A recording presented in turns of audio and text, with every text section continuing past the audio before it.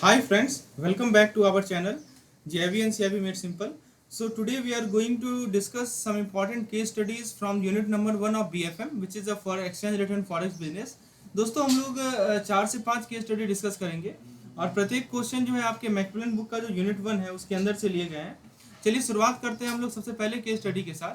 पहले case study में हम लोग देखेंगे दोस्तों, in the first case study we are going to see that how bank convert foreign currency to local currency for inward remittance।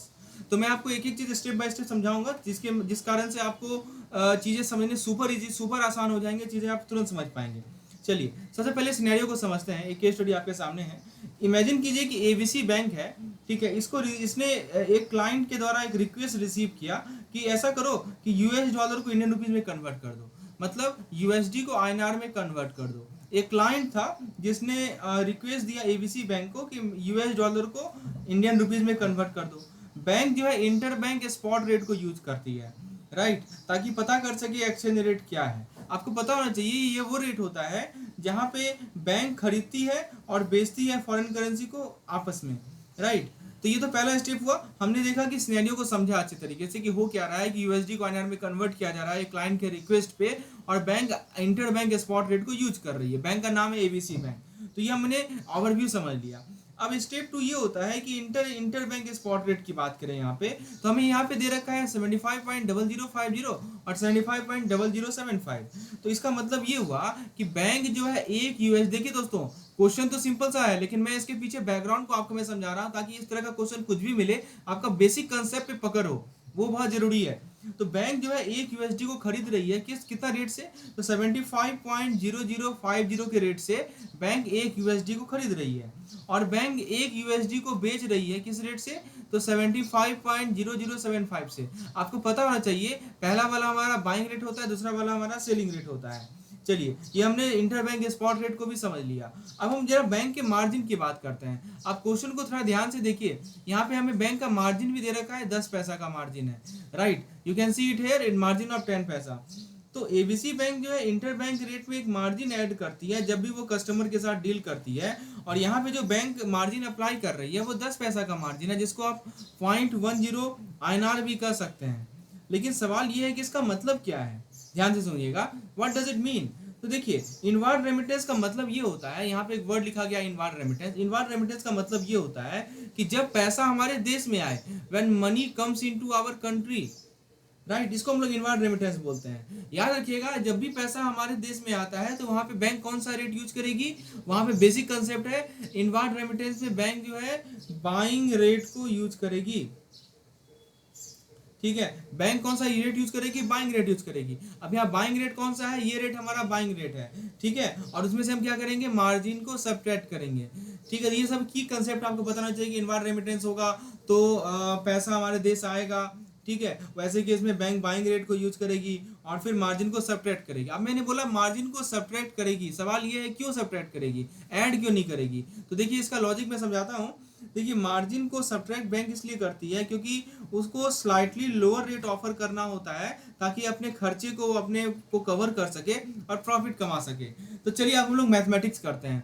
तो सबसे पहले हम लोग इंटर बैंक बाइंग रेट को लिखते हैं। यहाँ तो बेसिक कंसेप्ट क्लियर हो गया। इंटर बैंक बाइंग रेट कितना है हमारा, मैं यहाँ लिख देता हूँ। इंटर बैंक बाइंग रेट कितना है हमारा, तो 70, एक मिनट चेंज करने दीजिए मुझे पेन, यस ये सही है, 75.0050 ये हमारा इंटर बैंक का बाइंग रेट है। तो मार्जिन कितना दे रखा है इन्होंने, मार्जिन दे रखा है 10 पैसा, 10 पैसा यानी कि 0.10 रुपीज, इतना का मार्जिन इन्होंने दे रखा है। तो जो कस्टमर को रेट ऑफर किया जाएगा वो कितना रेट होगा, तो कस्टमर का जो रेट होगा वो बेसिकली इन दोनों का डिफरेंस होगा। बाइंग रेट क्यों ले रहे हैं, क्योंकि इनवार्ड रेमिटेंस है। मार्जिन क्यों माइनस कर रहे हैं, क्योंकि बैंक को प्रॉफिट चाहिए, बैंक को अपने कॉस्ट को भी कवर करना है, इसीलिए बैंक मार्जिन डिडक्ट करेगी। तो जो कस्टमर को रेट मिलेगा वो कितना मिलेगा, माइनस कर दिए दोनों को, तो मिलेगा 74.9050 रुपीज आईएनआर, ठीक है। अब देखिए स्टेप नेक्स्ट स्टेप है, सवाल क्या पूछ रहा था कि what will be the rate for inward remittance with the inter bank bank apply margin, ये सवाल है। तो आंसर हो गया कि जिस रेट पे क्लाइंट जो है अपने पैसे को रिसीव करेगा वो होगा 74.9050, यही हमारा आंसर है। तो होपफुली ये एग्जांपल से आप समझ गए होंगे कि कैसे बैंक फॉरेन करेंसी को कन्वर्ट करते हैं इनवार्ड रेमिटेंस के लिए। चलिए अब मैं आपको एक और सवाल पे इसी क्वेश्चन का दूसरा पार्ट में लेकर आता हूँ। अब देखिए सवाल अब थोड़ा चेंज कर दिया इन्होंने। इन्होंने ये कहा कि अभी हम लोग फिर से वही बात कर रहे हैं कि बैंक कैसे लोकल करेंसी को फॉरेन करेंसी में कन्वर्ट करती है, आउटवार्ड रेमिटेंस। आप ध्यान दीजिएगा दोस्तों, यहाँ पे इनवार्ड रेमिटेंस की जगह क्या वर्ड आ गया, आउटवार्ड रेमिटेंस की बात आ गई। दोस्तों आपको पता होना चाहिए कि इस प्रकार से हमने यूनिट 1 से दोस्तों हमारे पास 75 केस स्टडी का सेट है, जितने भी पॉसिबल केस स्टडीज हैं उसको हमने डाल रखा है। और अभी जो हमारा बीएफएम का मेंटरशिप प्रोग्राम चल रहा है ना, उसका ये पार्ट है। हमने 75 इंपॉर्टेंट केस स्टडीज का एक सिंगल पीडीएफ बनाया और उसको मैंने अपने मेंटरशिप प्रोग्राम में डाला है, जिसको आप एक्सेस कर सकते हैं मुझे इस नंबर पे व्हाट्सएप करके डिटेल जानकारी प्राप्त करके। और उसका प्रत्येक प्रत्येक यदि आप उतना कर लेते हैं ना, कुछ भी नहीं छूटेगा, खासकर हम यूनिट 1 से बात करें तो। और साथ ही साथ दोस्तों उसका प्रॉपर वीडियो सॉल्यूशन भी अवेलेबल है, जिसके माध्यम से आप अपने कंसेप्चुअल क्लैरिटी को भी सही कर सकते हैं। सवाल हम लोग दूसरे क्वेश्चन पे आते हैं, यदि सेम चीज हमारा आउटवार्ड रेमिटेंस के लिए होता तो रेट क्या होता। तो देखिए यहाँ पे हम लोग बात करेंगे कि हम लोकल करेंसी को फॉरेन करेंसी में कन्वर्ट करेंगे आउटवार्ड रेमिटेंस के लिए।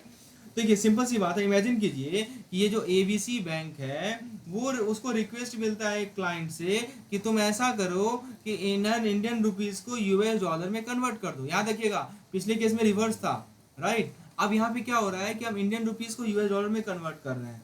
तो बैंक यहाँ भी क्या यूज करेगी, बैंक यहाँ भी स्पॉट रेट को यूज करेगी, जो इंटर बैंक स्पॉट रेट है वो यूज करेगी। ये वो रेट होता है जिसपे बैंक जो है फॉरेन करेंसी खरीदती है और बेचती है आपस में। अब देखिए इंटर बैंक स्पॉट रेट तो आपको क्वेश्चन में यहाँ पे दे ही रखा था, है ना। ये देखिए दिया हुआ है यहाँ पे ये अब देखिए यहाँ पे सेलिंग रेट अप्लाई होगा, राइट। यहाँ पे बैंक जो है मार्जिन 10 का अप्लाई करेगी, लेकिन ये क्या मतलब हुआ, ऐड करना है मार्जिन को, राइट। तो बैंक एक यूएसडी जो बेच रही है वो 75.0075 में बेच रही है।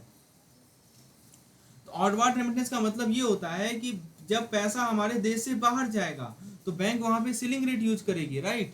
तो सेलिंग रेट यूज करेगी तो कौन सा ये लेगी रेट, तो इंटर बैंक स्पॉट रेट कौन सा लेगी।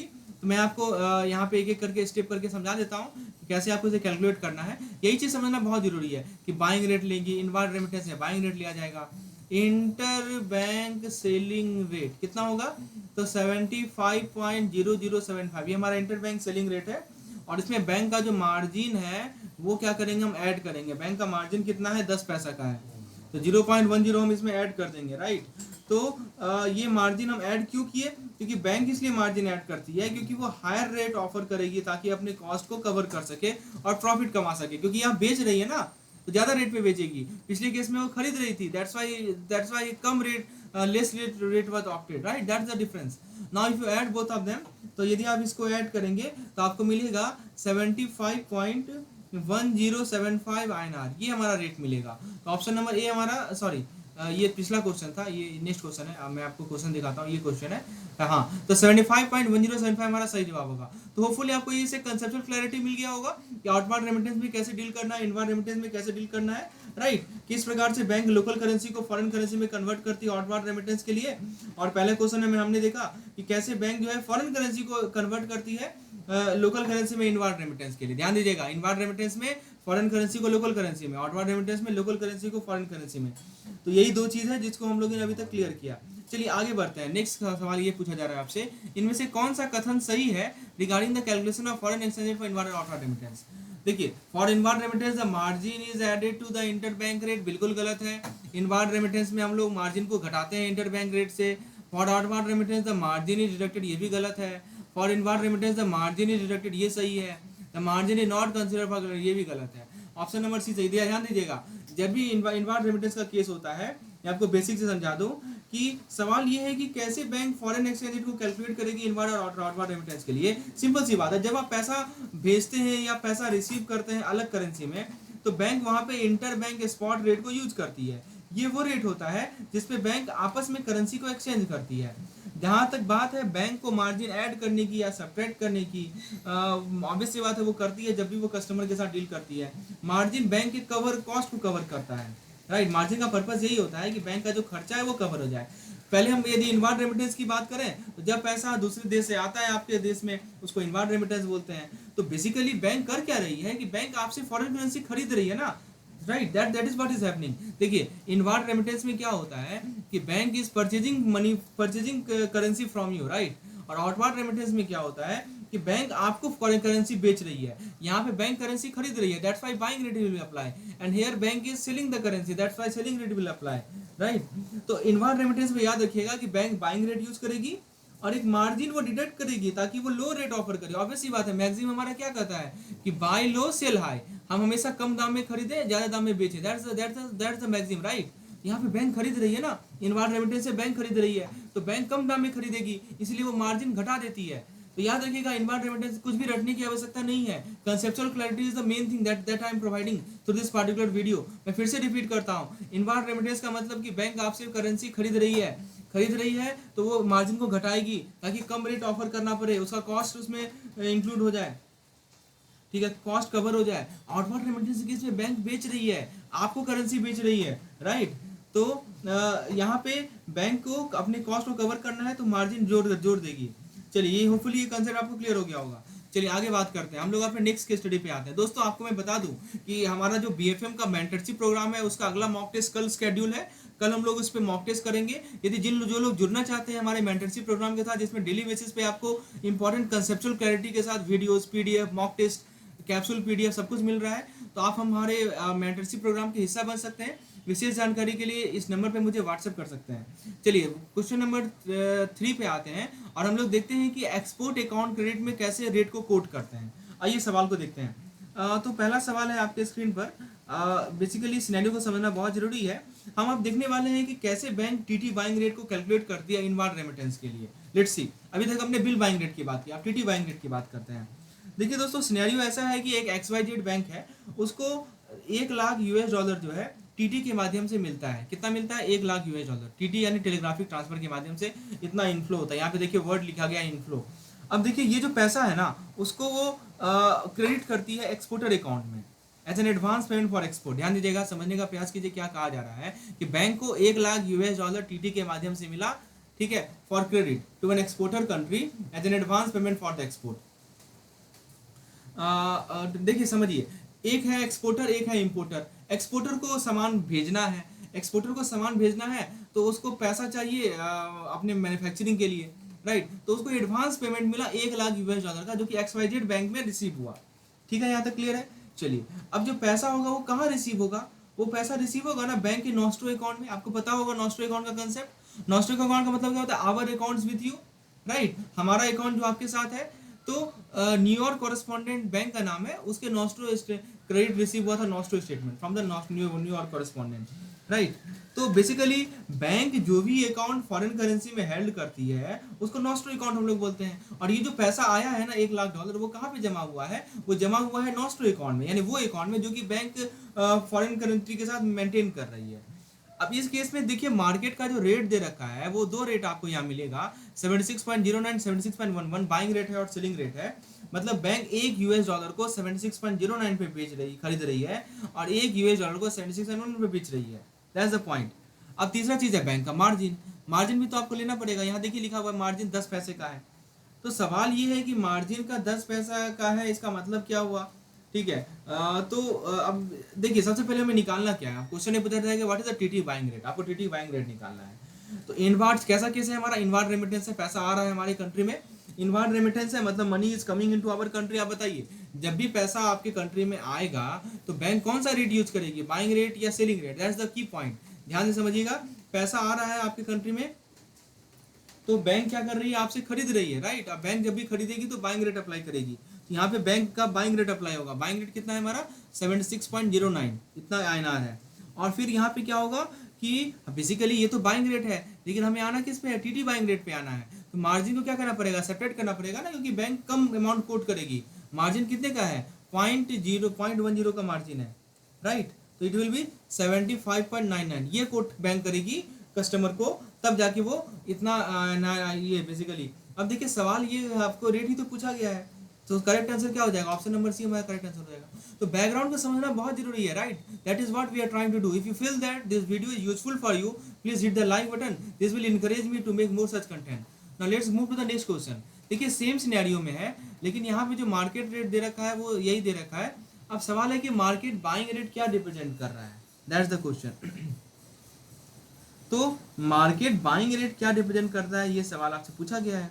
तो बेसिकली यहाँ पे दो चीज समझिए, हमारा जो दो रेट है 76.09 7711, इसमें 76.09 को हम लोग बाइंग रेट बोलते हैं, इसको बिड रेट बोलते हैं, और 77 को सेलिंग रेट बोलते हैं, इसको हम लोग सेल आस्क रेट बोलते हैं। तो मार्केट बाइंग रेट वो रेट होता है जिसपे मार्केट जो है यूएसडी को, मार्केट बोलिए या बैंक बोलिए, बैंक जो है यूएसडी को खरीदने के लिए तैयार है, राइट। ये वो प्राइस होगा जिसपे बैंक जो है यूएसडी मार्केट से खरीदेगी, राइट। ये कंसेप्ट क्लियर हो गया। चलिए अब हम लोग अगले सवाल पे आते हैं। ये तो बहुत सिंपल सवाल था, जस्ट फॉर अंडरस्टैंडिंग। अगला केस स्टडी हमारे स्क्रीन पर है। आपको बिल बाइंग रेट निकालना है और एक्सपोर्ट बिल के लिए अमाउंट पेबल निकालना। आइए दोस्तों ध्यान दीजिएगा, टीटी बिल अलग था, यहाँ पे बिल बाइंग रेट की बात हो रही है। तो जब भी बिल बाइंग रेट होगा तो यहाँ पे बिल का एक हमारा ड्यू डेट होता है, वैल्यू डेट होता है, बिल का अपना पेमेंट डेट होता है, everything comes into picture, right. Let's discuss this particular question. तो पहले हम लोग शेडो को समझते हैं। इस क्वेश्चन के माध्यम से आप समझ पाएंगे कि कैसे बैंक जो है बिल बाइंग रेट को कैलकुलेट करती है एक्सपोर्ट बिल के लिए। इमेजिन कीजिए कि कोई एक्सपोर्टर कस्टमर है, वो क्या किया कि एक्सपोर्टर कस्टमर है, एक एक्सपोर्ट बिल को कितना का बिल था, 5 लाख यूएस डॉलर का बिल था, ठीक है, 5 लाख यूएस डॉलर का बिल था जिसको उसने टेंडर किया, राइट। और जिसको ड्रॉ किया गया 120 days from date of shipment, यानी कि आज यदि शिपमेंट हो रहा है तो बिल को ड्राइंग कब होगा, बिल का ड्राइंग कब होगा, 120 डेज बाद। मतलब ये जो डिफरेंस है वो कितना का दिन का है, 120 डेज का डिफरेंस है, ठीक है। अब देखिए मैं आपको थोड़ा टाइमलाइन में चीजें समझा दूं। देखिए जो शिपमेंट डेट है वो 3 अक्टूबर का है, 3 अक्टूबर 2021 का है, और जो हमारा ड्यू डेट है वो 1 फरवरी 2022 का है, राइट। अच्छा, और हमें जो कह रहा है कि 120 दिन का ड्रॉ डाउन डेट। अच्छा 120 दिन मतलब क्या हो गया, 3 महीना नहीं हो गया।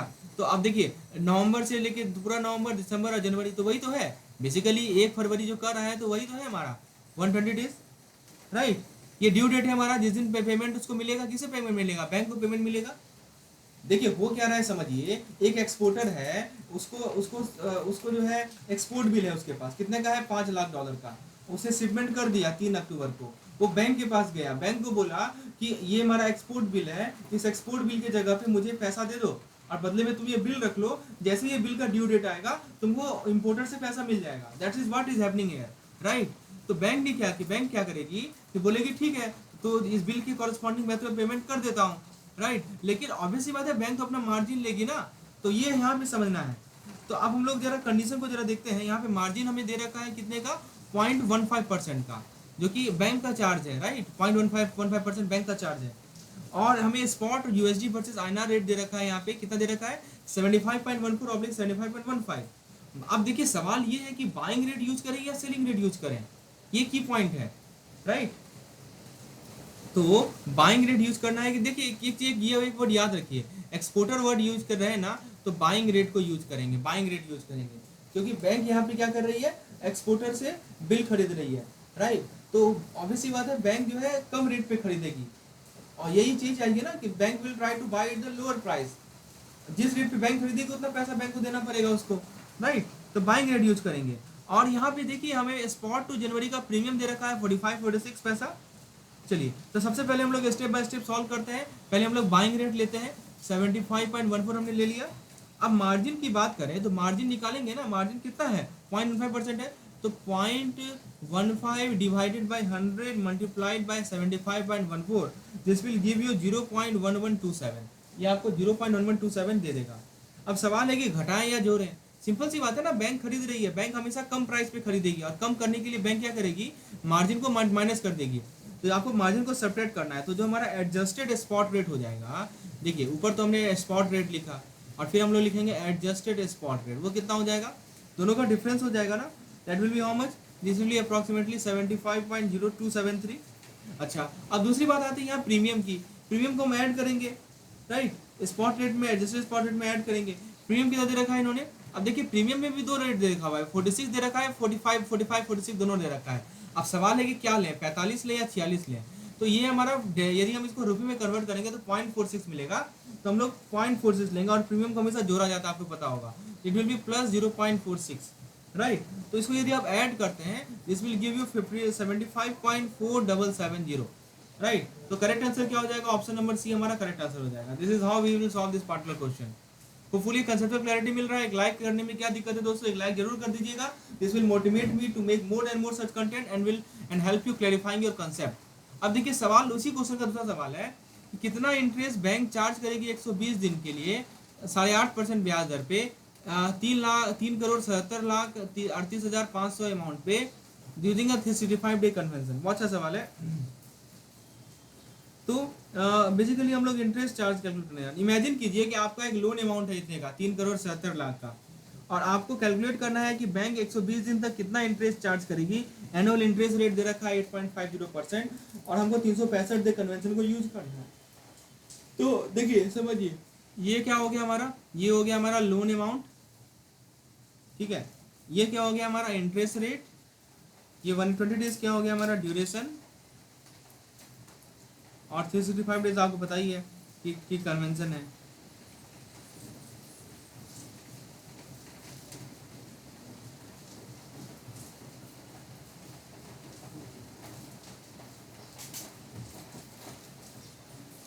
तो ये हमारा इंटरेस्ट कैसे कैलकुलेट होगा। तो इंटरेस्ट निकालने के लिए आपको पता है सिंपल सा फॉर्मूला है, principal into rate of interest into time upon days in year, right. तो यहाँ पे प्रिंसिपल कितना दे रखा है इन्होंने, 3,77,38,500, ये हमारा प्रिंसिपल है। इसको मल्टीप्लाई कर दीजिए आप रेट ऑफ इंटरेस्ट से, 0.085 हो जाएगा रेट ऑफ इंटरेस्ट, और इंटू 120 अपॉन 365, तो ये आपको क्या मिल जाएगा, इंटरेस्ट मिल जाएगा। तो इंटरेस्ट यदि आप इसे कैलकुलेट करेंगे तो आपको मिलेगा 10,54,670, ठीक है, 10,54,610। तो ऑप्शन नंबर सी हमारा सही होगा। तो आपको बेसिक कंसेप्चुअल क्लैरिटी, आप पूछेंगे कि ये कहाँ से आ गया, तो बेसिकली ये क्या है, जो हमारा हमने जो स्पॉट रेट निकाला 75.4700, उसी को तो मल्टीप्लाई किया इस रेट से, जो हमारा कितना का ट्रांजेक्शन होता है 5 लाख का, वही मल्टीप्लाई किया अगर क्या है।